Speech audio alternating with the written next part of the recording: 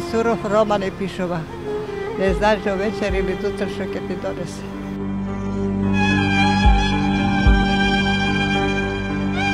Дека на човечката судбина ништо не е туѓо потврдува и оваа тажна приказна за Павлина.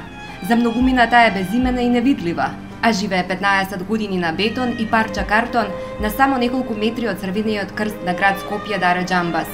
Оваа зима таа ја преживеа, крадејќи топлина од уличните куќиња кои спиеле со неза. Во еден период имаше куќиња кои што беа нејзини придружници, стварно она ги хранеше, делеше од тоа што го има, што ствари леп им даваше да јаде. И ја штитеа, некои ги отру тие куќиња, бидејќи се бунеа комшите дека галамеле, дигале врева. Ноќта за неза е најголемиот непријател.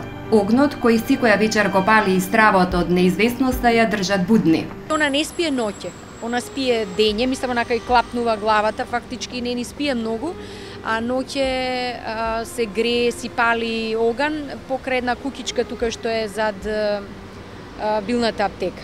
Јас ноќе некојаш кога сум се вратила подоцна гледам дека има оган. Предпоставувам дека она не е некој друг. Ниту оние што подобро ја познаваат не знаат што и се случило и која грижа пред 15 години ја донела тука. Екипата наеден се обида да проговори со неза, но освен тивки, изморени и неразбирливи зборови, ништо друго не слушнавме. И сосема јасно, истоштеноста, тежината на преживувањето ја замолкнале или можеби со години стекнала навика да ги задржува во себе мислите. Случајната средба со оваа средовечна скопјанка кај минувачите предизвикува збунетост. Кога проваѓам и ќе погледнам на вамо, знам дека седи женичката, тука негде седеше, дали ја избрка и огенче ќе запалеше. Зимата греови душо. Да се помогне на такви луѓе. Има и луѓе кои знаат дека скопјани се познати по својата солидарност и не можат да прифатат дека таа е оставена да живее на улица. Се обидуваат на секој начин да ја помогнат. Не зема од народ пари, тоа знам. Евентуално ако некој даде 10 денари, 20, ќе се отиде ќе си купи нешто за јадење. Знам дека не проси.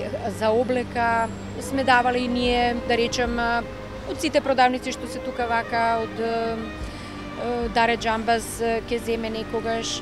Институциите се правдаат дека болнички ја лекувале кога и било неопходно и понудиле да ја згрижат во Катланово, но таа ги одбила. Дали оваа жена, над која лепти посебен вид на изолираност и луѓето не ја разбираат, заборавила дека ѝ следува помош?